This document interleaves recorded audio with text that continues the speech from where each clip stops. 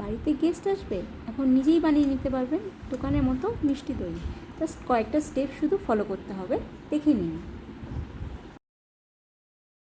এখানে আমি 1 লিটার দুধ নিয়েছি। যেহেতু ক্ষীরতি মিষ্টি দই করব, তার জন্য আমি 1 লিটার দুধকে ফুটিয়ে 1/2 লিটার দুধ করে নিলাম। এবার এর মধ্যে আমি কনডেন্স মিল্ক অ্যাড করব। এতে করে আমার দুধটা খুব তাড়াতাড়ি ঘন হয়ে যাবে, তার সাথে মিষ্টির স্বাদটাও চলে আসবে। এবার অন্য একটি পাত্রে আমি 1/2 কাপ চিনি নেব, তার সাথে অল্প একটু জল অ্যাড করব ক্যারামেল তৈরি করার জন্য, যাতে আমার মিষ্টি দইয়ের মতো দেখতে লাগে। দেখতে পাচ্ছ ঘন হয়ে এসছে। এবার আমি এটাকে ব্রাউন করে নেব।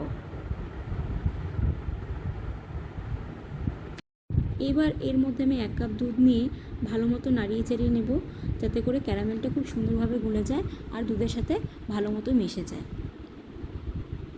আগের ফুটিয়ে রাখা দুধ আমি এর মধ্যে ঢেলে নিয়ে আবার নাড়িয়ে চাড়িয়ে নিলাম, যাতে ক্যারামেলটা খুব সুন্দরভাবে দুধের সাথে মিশে যায়।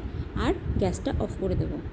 এবার অপেক্ষা করব দুধটা ঠান্ডা হয়ে যাওয়ার জন্য, যেন দুধটা হালকা গরম থাকে। মিষ্টি দইয়ের স্বাদের জন্য কিন্তু মিষ্টি দইটাই ইউজ করতে হবে, নাহলে কিন্তু দইটা টক হয়ে যাবে। এটা কিন্তু খুব ইম্পর্ট্যান্ট। এবার এটা ভালো মতো আমি ফেটিয়ে নিলাম।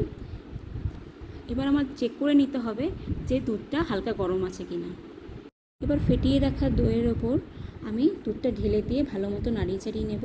আর 7 থেকে 8 ঘন্টা আমি এটা আলাদা জায়গায় রেখে দেবো, টাওয়াল দিয়ে ভালো মতো চাপা দিয়ে, যেন কোনো ডিস্টার্ব না হয়।